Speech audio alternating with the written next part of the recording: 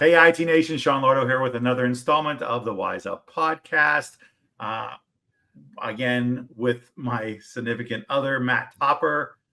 Hey, Matt. significant other co-host. I also like that we seem to settle on installment versus episode. We had gone back and forth for a little bit. It's smoother, I feel like. It does. It rolls off. All right, so for those of you who are going to be watching Wise Up podcast and listening to this, this is really where we bring people from inside and outside the industry to talk about successes, whether it be professional or personal. This is not here to pitch a product or pitch a service. It's supposed to bring you some sort of level of education to garner from this and hopefully apply to your day-to-day life, whether it's, again, at the work in the work environment or the home environment. Otherwise, that's what this is all for. Matthew, anything else you'd like to add to this?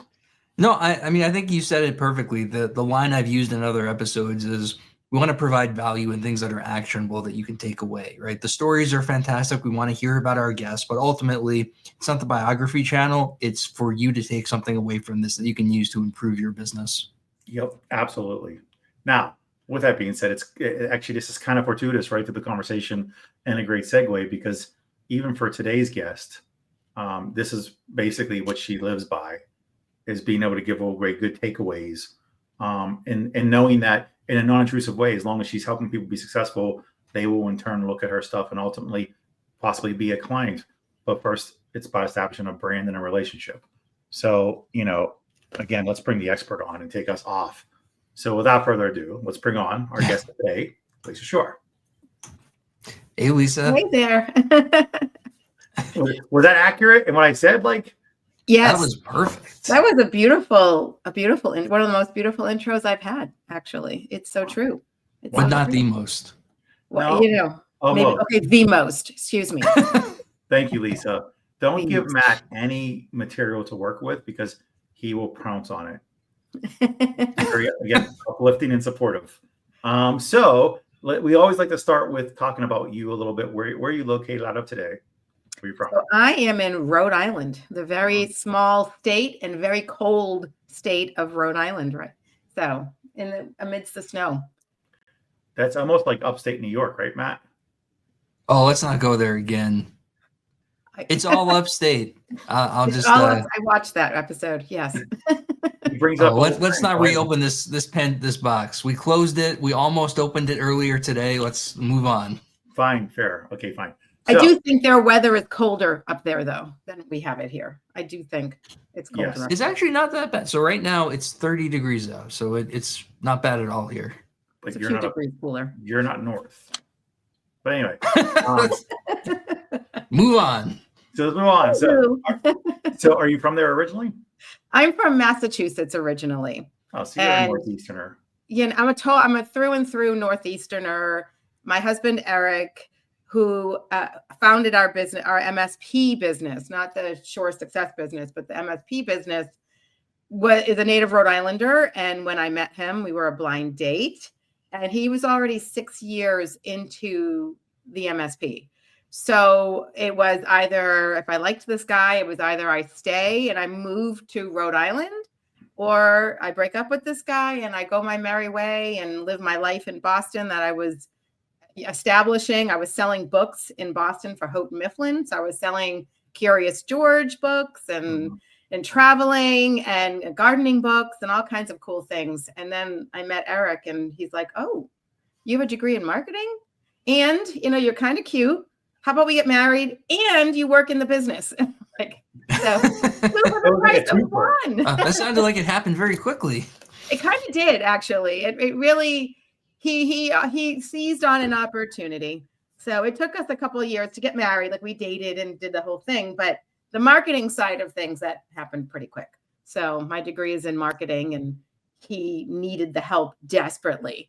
So yeah.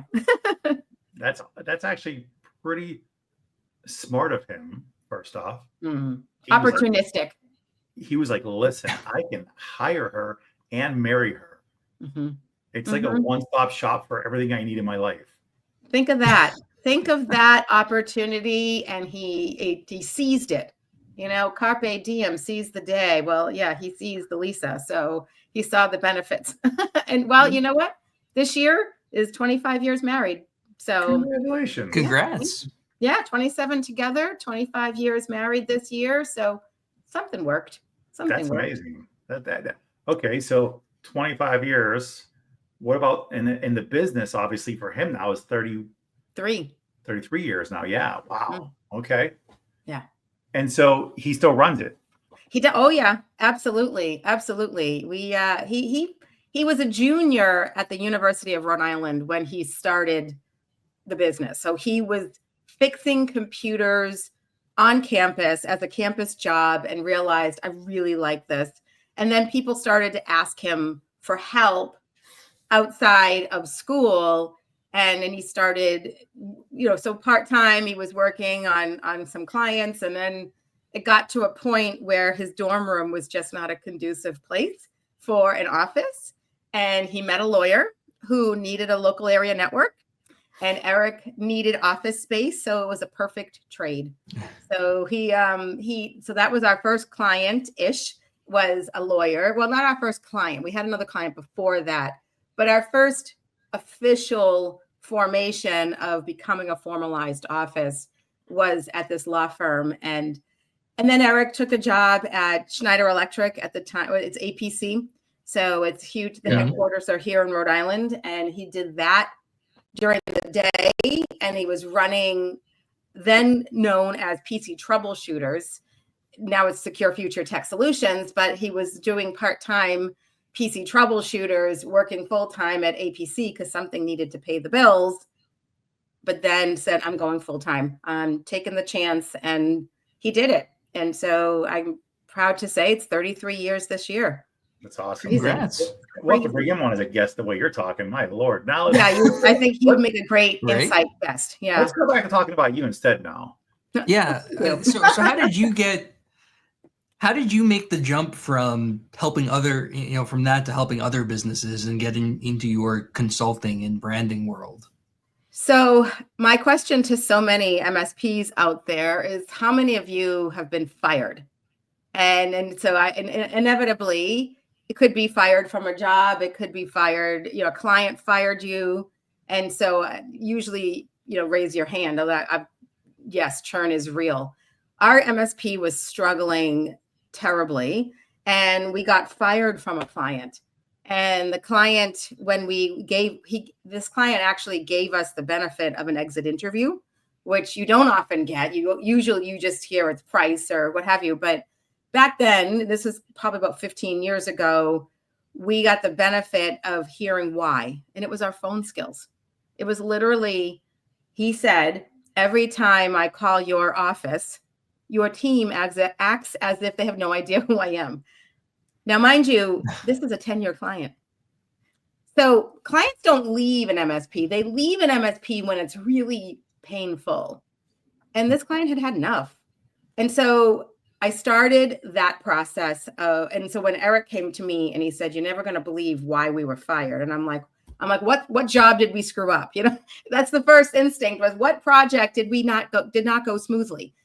And all I have a whole IT Nation workshop that I just delivered on, difficult conversations, and it focuses on all the projects that didn't go smoothly. And but this was us not being human to human. And it was very eye-opening. So we started there with that feedback, and then started looking and listening to all the other feedback we were getting. And one client said, don't send that engineer back. He makes me feel stupid. Can anybody relate to that? I see your face, John. You're like, uh-huh. So we started really going through and making changes in the company. And I said, oh my, if this is happening in my MSP, which resulted, by the way, in 5 years of low profitability. And when you have a low profitability, that means I can't grow. I have struggled to give raises.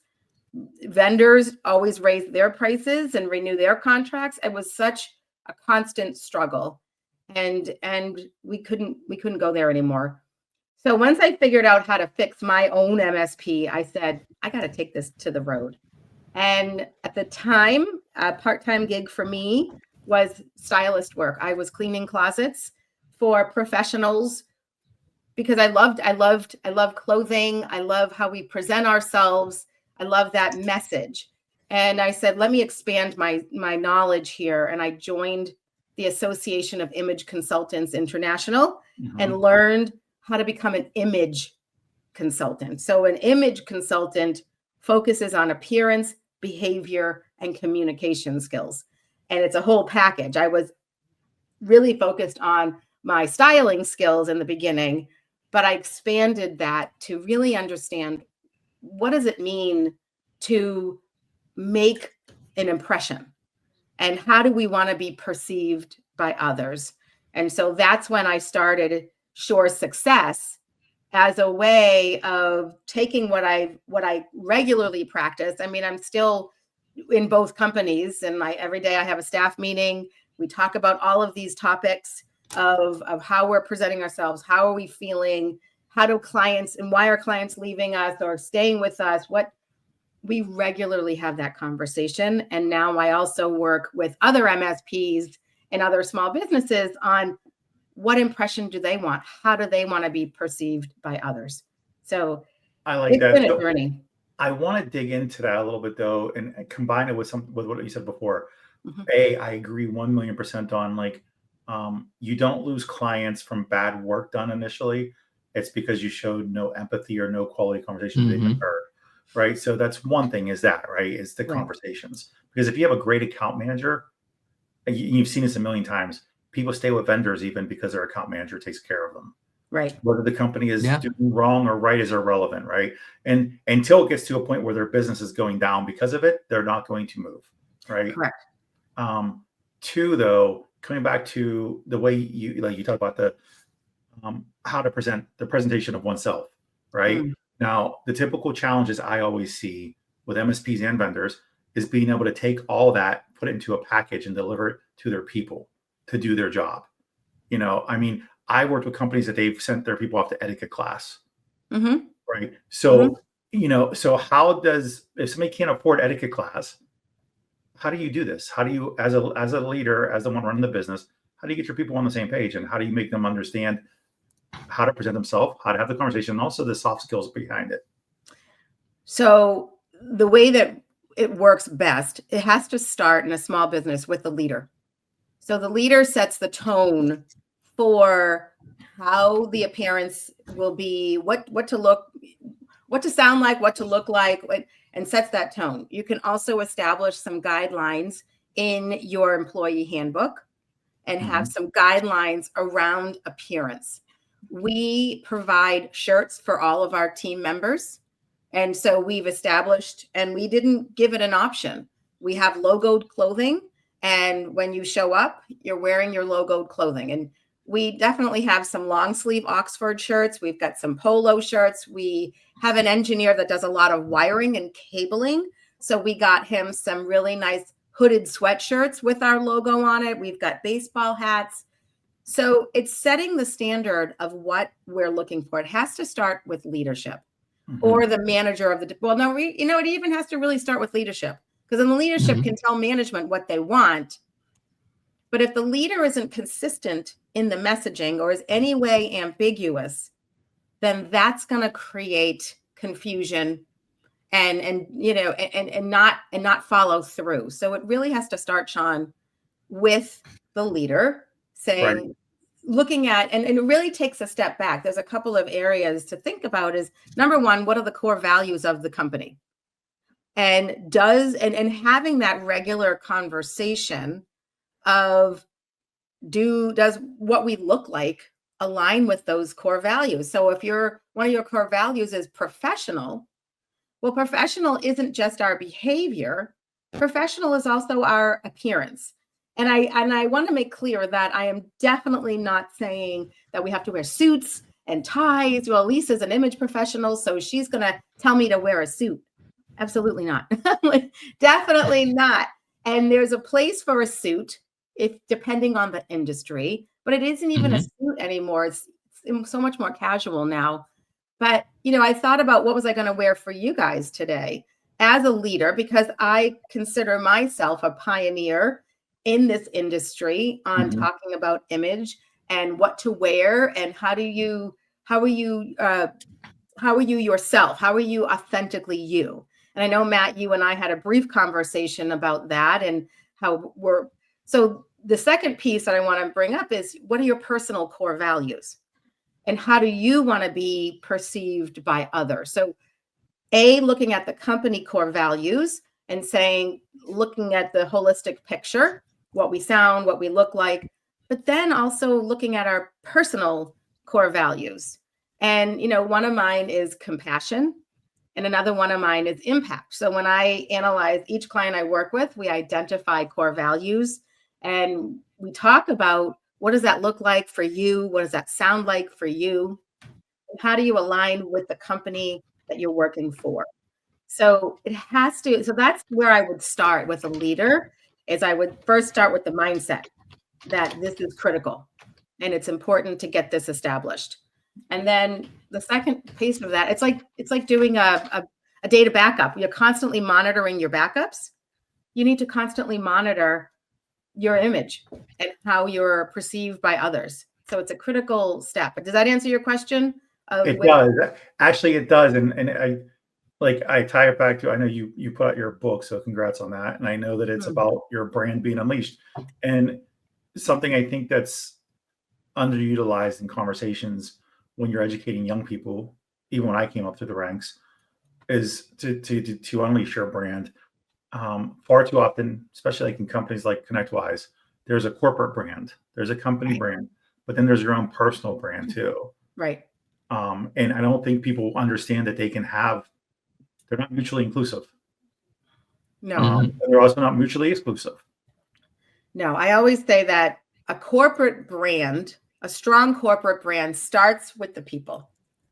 And the people being, think about, so IT Nation, the show, the conference, the people, you're known for being a company that is innovative for sure, but also, speaking specifically for IT Nation, is known for a show and a conference for professional development. Like, you've established that brand and you have leaders, the people who made it that brand, because you've got your facilitators like Jessica Dimmitt, and then, who have done an amazing job of coordinating this conference. Then you've got both of you who are a part, I don't know if you're part of the committee for selecting speakers that I have been honored to be a part of.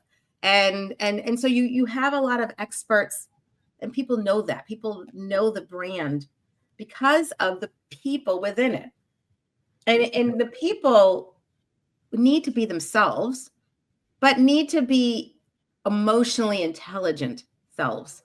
So a lot of people aren't sure, when I ask people in an audience, do they know what emotional intelligence is? Only half the room raises their hand. So if I may explain, emotional intelligence is our emotions. It's feeling emotions. And we're all justified to feel frustrated, confused, sad, happy.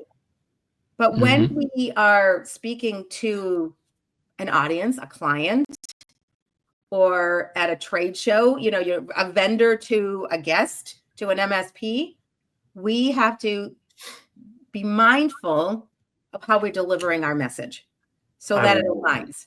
And that's true for, you mentioned sales reps, right? So part of the reason we stay with a vendor is because of the sales rep makes us feel like a VIP, makes us feel heard, makes us feel valued, even, so, and urgent. So, and that's critical. And that's because of the word they say, but also how they follow through. And that makes a huge difference. So let's talk about branding for a second. We talked about this pre-show somewhat. Many or maybe even most MSPs are started, and most vendors too, right, are started by engineering technical types. And if you're out there trying to build a brand, you might be tempted to emulate someone that you've seen successful, right? If I were to, but that's not authentic. If I were to try to emulate Sean, it would be a disaster. We have very different personalities and different speaking styles and different presentation styles. Kind of the same thing with me. If Sean tried to emulate me, it wouldn't be his natural self. Like, how do you find that authentic voice when you're trying to figure out what to do to establish a brand, right? Because I'm guessing the answer isn't see someone who's trending on LinkedIn and go do what they do? Well, so you might be surprised by a piece of my answer, and that there's always people who are inspirations for you. So, Matt, you could be an inspiration for Sean, and Sean, you can be an inspiration for Matt, right? So you find the values and the qualities of someone. If you're not sure where to start, you think about, well, who am I inspired by? Who do I want to be? You know, and what's important to me? So you start with that inspiration, and you think about, like, for me, you know, higher level inspiration are, you know, I really enjoyed this whole organization. So first of all, there are so many people at IT Nation that I'm inspired by, that I say, I love, Sean, that you're a force to reckon with. Like, you're a personality. And I want to, like, I purposely wore red today. I thought about you with your unicorn pillow and all the things, but and your pink jackets, and you're notable. And so I wanted to make sure I came on today and wore something vibrant, wore something, because it's inspiring to me. It's inspiring to me. And Matt, you're always someone who is, you know, on the serious side, but also on the focused, and wants the best for the brand and the industry. That's why I sent you all the prep work and all the things, because I knew that would be valuable to you. And so starting there, so thinking about who inspires you. For me, it's also Brené Brown, it's Simon Sinek. So there are different people that I want to that I want to emulate, but not copy, because then you're not being true to who you are. So you're right, Matt. But I always encourage people to start with something, or someone that inspires you, and take those values, take those qualities, and then think about how can you deliver that in a way that aligns with your corporate brand, and especially with who you are. I'm a very outgoing person. I love being in social settings, but I also know that sometimes I have to dial it back, and know when to dial it back. But I thought about every audience I go to, I think about, well, how do I want to be perceived? How do I want to be remembered? I always want to be remembered as someone who dresses for the occasion, as an image professional. And I always want to be remembered as someone, as my core value is compassion, that totally cares about the growth of our industry, and seeing each business that either I work with, or as a peer of mine, or as a vendor of mine, grows through communication, and hones in on communication, and just embraces that brand and unleashes it. Yes, to be corny, but but unleashes it to be someone authentically themselves. So it's start with the emulation and the inspiration, and then become who you are. And that's where a lot of coaches come in, because a lot of people aren't sure. So I've worked with clients who literally have said to me, I'm not sure how to be a leader. I'm not sure how to display confidence as a leader. Can you help me with that? And so those are the kinds of clients that come to me who aren't sure how to have some of these difficult conversations, or how to present themselves, or how, because they're not technical maybe, or a circumstance happens and they step into a leadership role, or maybe it's because their churn is so high and they just don't understand the value of a client and what it means to have churn, and how to fix it, and how can you help change that process. I would also pose this to you as well. Something I found beneficial to myself early on, and then I tell others, is you don't have to own the entire responsibility of your own personal brand on day one. No. So you can be more complimentary to others. Love that. And you can, and it's like an osmosis occurs, right? There's an organic growth. Everybody's not meant to be in the front. Everybody's not meant to be in the back. You figure out where you are as you go, but it's an easy win for me to compliment you publicly and be by your side almost, just to be like there. And I'm not taking all the risk of me blundering myself and losing, confidence. There's all kinds of people, and I'm not at all saying everybody has to be outgoing and gregarious and in the front of the line. You're absolutely right. There are people who are so much more comfortable. But my point is that when we're building a brand, It's how we interact with others. It's how we, whether you're, whether you're on a bench tech, a level 1 tech, 2 tech, 3 tech, or whether you're in accounts payable and receivables, or whatever department you're in, every single person in that company touches a client in some way, especially because we're all small businesses.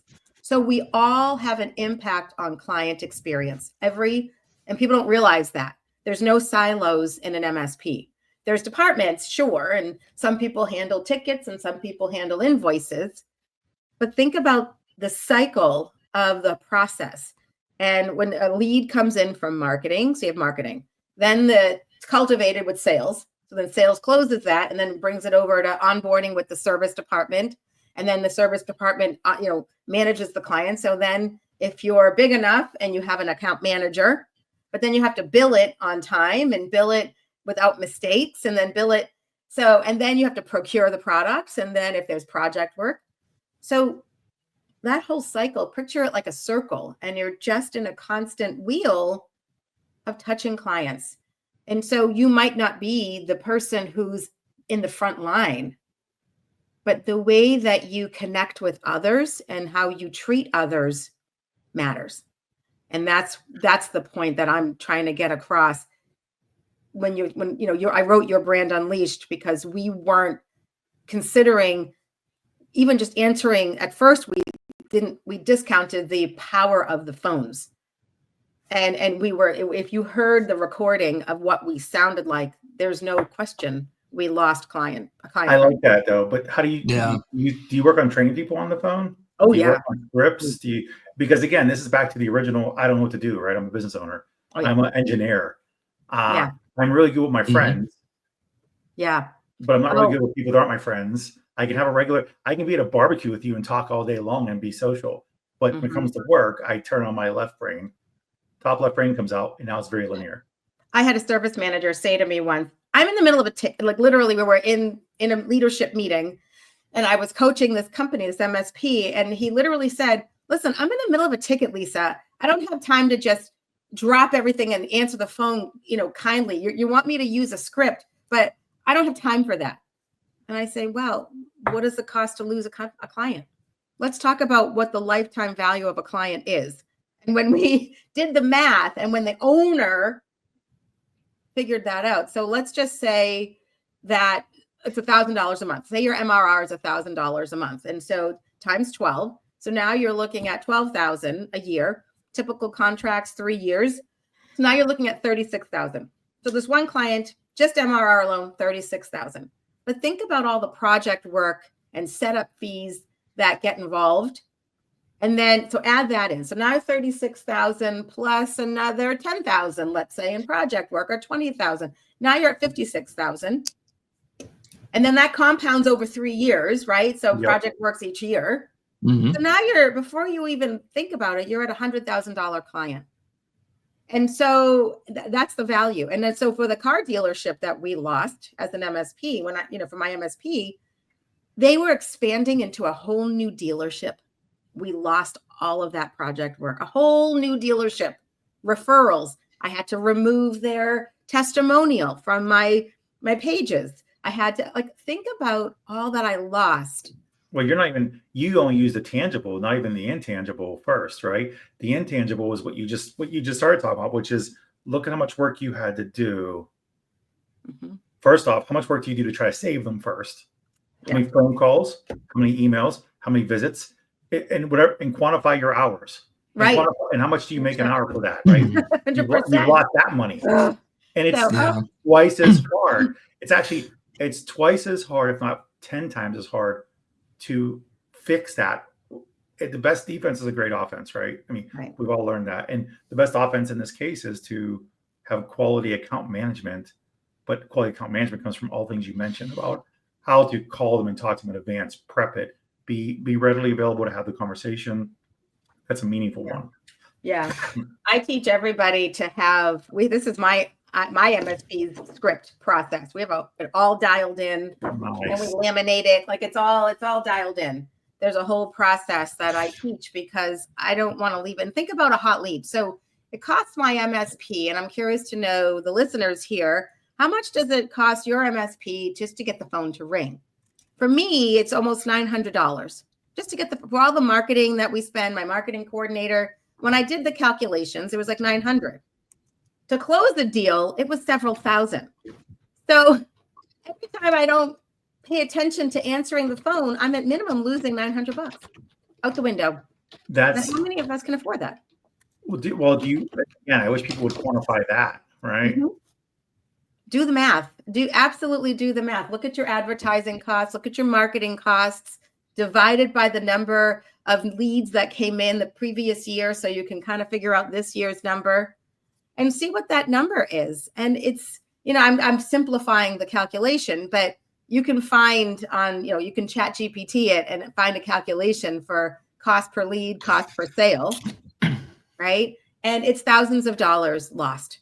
And so anytime you pick up a phone, every time is an opportunity. So we established a process, and I do this with all clients now, how to handle what questions to ask. And I say, you got to qualify before you disqualify. So, and too often I'm disqualified if I'm calling a client or whatever, and they oh, we only do one-offs. We don't do one-offs. We don't do break fix anymore. So we had a client that we thought at first break fix, but because we have a process, so we had a client that called us and said, hey, I need I bought a new computer. I need data transferred by Thursday. I have a PE meeting and I have $100 million coming into my business and I need can you set me up? So we asked qualifying questions. How many computers do you have? Or how many employees do you have? How many, do you have a server? Do you have, turns out he's got 82 employees. So, okay, we'll jump through hoops. We have a process for jumping through hoops. Because we able to do that, this client is now valued at already, and this is only a couple of years ago, over $300,000 client to our MSP. Wow. Because we answered the phone and had qualifying questions to ask and said, sure, we'll jump through hoops for you. We got that computer done. He had his meeting on Thursday. He was awarded the grant with a PE funding, not grant, the PE funding, and they've been a client of ours. That's ROI for you. So how do you instill that mindset into your staff, right? We all get this as, leadership, running the business, owners. If you're somebody answering the phone, the cost of a client may not enter into your day-to-day. How do you instill that thinking into your staff, employees? So that's a very good question. And it wasn't easy to do. And it's a constant conversation, but we literally every day, Matt, have a conversation about client experience. So we established, and one of the things that came out of COVID is we established a daily huddle at 9 a.m. every morning, 5 days a week. And we have conversations about it. And we, Eric and I don't let up. The leader can't let up. You're vigilant with cybersecurity. You're vigilant with phishing scams and teaching people and testing. And I'm asking everybody to take the same stance. So Matt, we don't let up. And it's not that we're lecturing everybody every day. We're demonstrating CSAT scores. We're, showing what the clients are saying. We are talking about all the Google reviews that we have thanks to their amazing support. So we're not only talking about it, but we're showing the results. And that's those CSAT scores, the survey scores that we get. That's the Google reviews that we're receiving. We talk about those. We actually have some software that a vendor that we invest in that allows us to give each other kudos internally, and which has really been an amazing tool for us, so we can give each other shout outs. So it's a daily conversation. It is not let up. It is not, and it's not lectured. Like I said, we're showing the positives of it. We're talking about the positives. And when we lose a client, we talk about why. So we don't shy away from it. We take the time. And when we see a problem, we're not a perfect company. No company is. And when a problem arises, we deal with it. and we figure out what's the best solution and course of action. We don't brush it under our keyboard, so to speak, and we deal with it.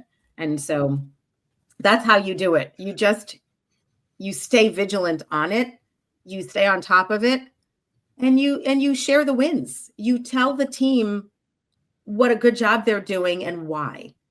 So, and what impact they're having, and or maybe there's a great Google review and say, oh my God, look at this.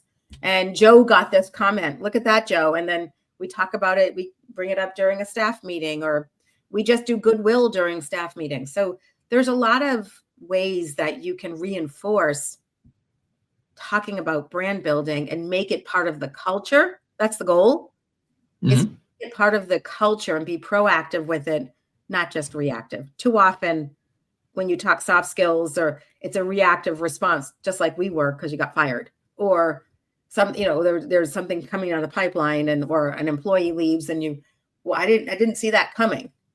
That's not true. If you had actually looked at it. But it sounds like, though, even though you're saying it's reactive, it's almost like, so it's a quick reaction that you prepped for as well. I feel like if you have a script, you get into the conversation, it becomes repetitive as far as your speak is concerned. And after so long, you talked about a contingency plan, essentially, for like jumping through hoops, is what you said, right? Mm-hmm. This is the contingency for jumping through hoops. But it's not really jumping through hoops when you're already expecting to have to do so to a degree. It makes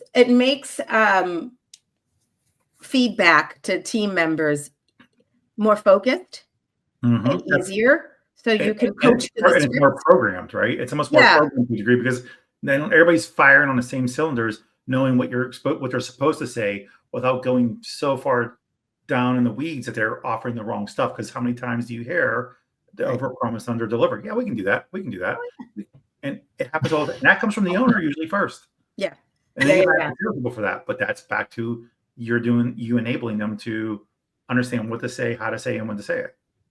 That's the best part. So our phones, I was listening to calls as an example. I was listening to calls and I was not hearing. Part of my script is transferring calls and what I want people to say when they transfer calls. Yep. And too often they just say, hold on a sec. And then you pick up the other line. So think about it. You pick up the other line. You have no idea who's on the other line.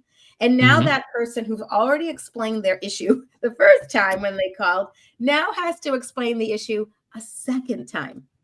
Yep.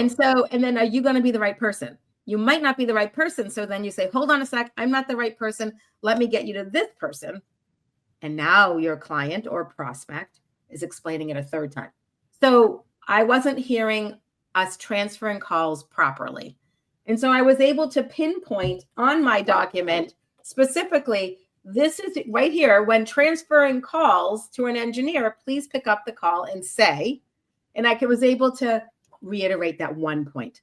I didn't have to go through the whole document because there wasn't a problem with the whole document. I was able to just be focused and just make one correction of what I wanted people to say. And we fixed it. And it was so much easier. And then we moved on with our day. It was so much easier when you have some established guidelines of how you want. And that's what this book is all about, is all of those guidelines, so that it's taking the guesswork out of how to do it. And so that's really key. So let's ask a practical question, right? Say you're an MSP, you received the feedback, you have clients leaving that you guys are great technically. We don't like your customer service. We don't like your response, any of that stuff. Where do you start? How do you even start diagnosing something like that if you don't have the specific feedback of it's the phone support, right? What do you do? How do you start digging into that? Well, you always try, and and it's not 100%, but I always try in an exit interview to find out why. So if you can at least delve into what the problem was, or was there something specific we could have fixed? And sometimes you get answers, sometimes you don't. But truthfully, when they say client experience, you just sort of look at some of the tickets. You look back at some of if maybe they gave you some survey scores that weren't so high. Well, why? Those are always red flags right there. If the client is not giving you praise, and it's really hard to fix when you don't know what you're fixing. Mm-hmm. So it's better to establish this as part of your culture. It's just better to establish this. And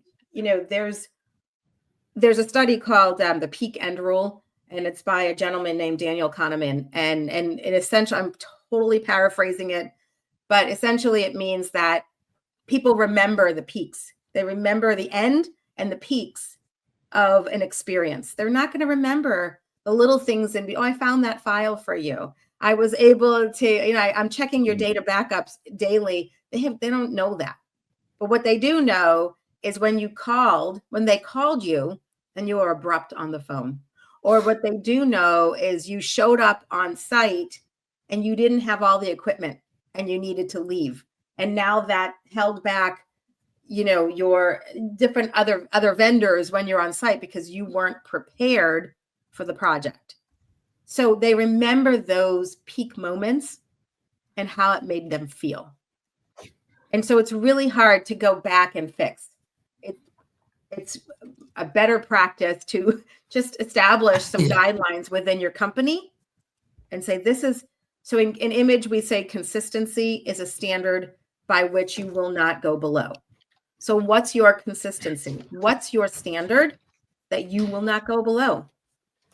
And establish that with your team. Communicate that with your team. And there'll be team members who align with it, and there will be team members who do not. And you have to make a decision from there. That's a whole separate conversation there. That's a whole separate conversation. Yeah. Right. So we're coming up on the top of the hour, and you got a preview before we started recording of what the last question of the episode is, but we always end our episodes with one specific question, and that is, if you're listening to this, if you're watching this, what is a habit that you should either establish or stop doing to better your business? In this case, to better your image, to better your brand reputation. What should our listeners take away from this episode if you could give them one thing? Start listening to what you're saying and I like to call it head trash. Like, what is it that's a roadblock and holding you back from growing your MSP? Is it that you're thinking that clients are cheap? Is it that you're thinking that I have to do it myself because I'm the only engineer, I'm the best engineer on the team, so I can't delegate that? Is it that, you're in a territory and you're thinking, oh, I'm in a rural territory, there aren't that many clients? What is it that you're saying? Because then that impacts your team. So that's my first starting point is, what habits do you have? What head trash are you telling yourself that's really creating a roadblock? So it's clean out your backyard. Get the dumpster. Just get the dumpster, put it all in. Let's start fresh. It's 2025. Why does trash keep coming up on these, Sean? It's a big thing for businesses. They learn right away. Get rid of the trash. Right? I mean, how many people have roadblocks because of that and can't get? I mean, you're younger, Matt, so it doesn't maybe count. But for like me, for instance, my mother was raised at the end of the Depression, the Great Depression, which made her more subservient things. And it was just great. I'm glad you have a job. Oh, you're in the union. You have a guaranteed job, even though you'll make less money than you could if you actually put yourself out there more, right? But that's the mentality. That subservient mentality was a real thing for that generation coming through. So I think a lot of the business owners today are my age, and we're from that generation of the people that were out of the Depression. It's a very different mindset. We couldn't be influencers.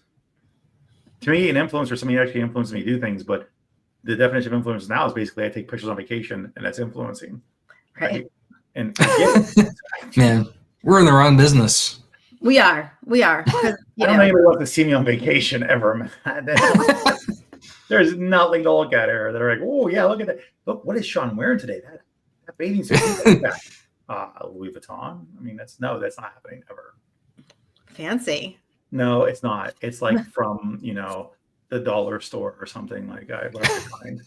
I'm easy. You're just a smart shopper. If you can find brand names and luxury items at a vintage store, shop. There you go. That's the key. That's the head shift. That's the mindset shift. Mm-hmm. I'm thinking you're shopping cheap, but you're shopping smart. Maybe. I mean, just thinking if you're finding Louis Vuitton in a vintage store. I agree. I bought my really good white fur coat from a vintage store that I wear regularly because it annoys my kids. I love it. Establish that brand. Doesn't mean, I don't know, but just remember you're putting an impression on your children. So yes, it'll be interesting to see when they're all grown up. Well, no, my oldest is 30, so she's okay. She's been fine. They're well adjusted. I mean, afraid to bring me around her friends because she didn't know where I'm going, but she still does. I love it. Mm-hmm. All right, so thank you, Lisa, for being on. I appreciate it. We could have probably talked for like 2 more days, realistically, because there's so much to unpack out of this. I hope the people watching this had a chance to actually pick up on what I think was the really underlying conversation was 2 things: was establish a process and educate your people, for one, on how to do it, and then don't be afraid to adjust and focus on the soft skills, because that's what really makes up the person to be better. So I thank you for that. Matt, anything else you want to add that I missed? You want to add? No, I think you nailed it, right? It's the importance of, I know we hear all the time the soft skills are important and the tech part is the easy part, but the idea of instilling a culture and doing that by demonstration and not just by saying, here's all these rules to follow, that would be my big takeaway. I love that. Too often people send you to a customer service class and then all that institutional knowledge goes with that employee, but the leader has to set the tone. Absolutely. Awesome. Yeah. Well, that's it for now. I love nice it. Job. Matt. Thank you, Matt, for being my yin to my yang. Yeah, that's all we have for today, folks. We'll see you on the next installment. Until then, peace out, Girl Scout.